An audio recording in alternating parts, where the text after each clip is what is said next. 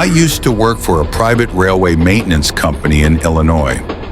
Most nights were uneventful, boring even. Just walking along tracks, inspecting derailed or decommissioned train cars scheduled for scrap. The job paid well, especially for night shifts. But after what happened in 2021, I'll never step foot in a train yard again. That night, my shift started at 10 p.m. My supervisor handed me a checklist and told me to inspect 4 old passenger cars parked near the edge of the yard. He pointed toward a map and circled an isolated section of tracks marked as Line 13. I'd never even heard of Line 13. I asked, "We using that section again?" He just muttered, "Temporary job. Just document the state of the cars and leave." It was strange. That part of the yard had been fenced off for years. You had to pass through a row of rotting boxcars and climb over collapsed fencing to even reach it. But I figured it was probably some forgotten cleanup assignment. Easy pay. By the time I reached the area, it was around 1:15 a.m. The place was dead silent.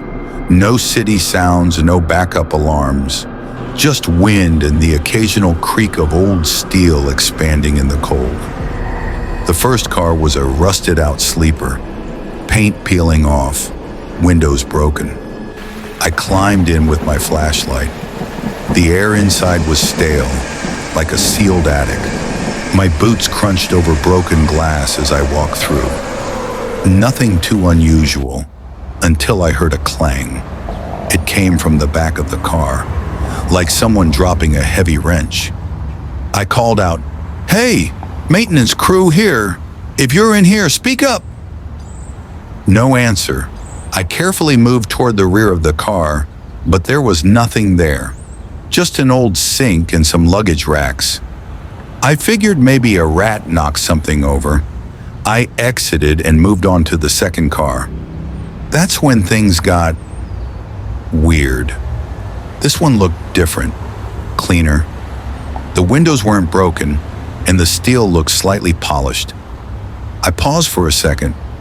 Something about it didn't feel right, like it didn't belong with the rest. I climbed inside anyway.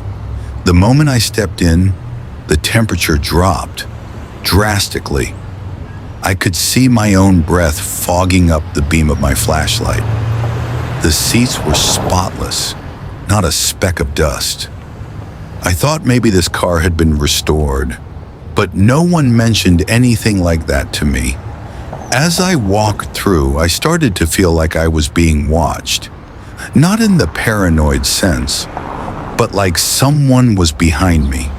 I kept turning around, but nothing. Then the lights flickered on. I jumped. It wasn't my flashlight. The train car's lights turned on, soft yellow bulbs humming overhead. That was impossible. These cars weren't connected to any power grid. Some of them didn't even have wiring anymore. I stood frozen, and that's when I saw it. There was someone sitting in the very last row. A man. He was wearing what looked like an old conductor's uniform, hat tilted forward, face mostly hidden. I called out, "Sir? You're not supposed to be here." He didn't move, didn't even flinch. I started walking toward him slowly, flashlight aimed at his chest. But with each step, the lights above me flickered faster, and the air got colder. When I was about 10 feet away, every light shut off at once. Complete darkness.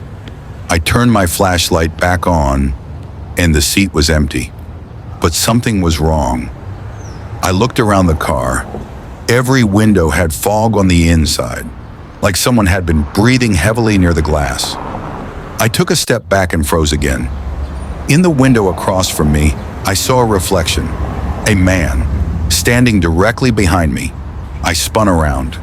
Nothing. No footsteps, no noise. But then, right in my ear, as clear as day, I heard a whisper. "Line 13 never closed." I dropped my clipboard and ran. I didn't even close the door behind me.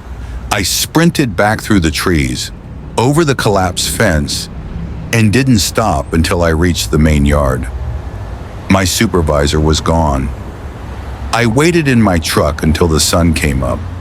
The next morning, I told my boss what happened. He looked at me for a long time, then said, "You actually went into that car? That section's been shut down since '94. A conductor was crushed between two cars out there. Whole team quit the next day. Some say he still checks the line, thinking he's still on shift." I quit that night. 3 weeks later, I got a call from a former co-worker. He told me someone else had gone out to inspect line 13 and came back pale, shaking, refusing to talk about what they saw. To this day, when I hear a train whistle at night, I wonder if it's coming from that train, the one that was never supposed to move again.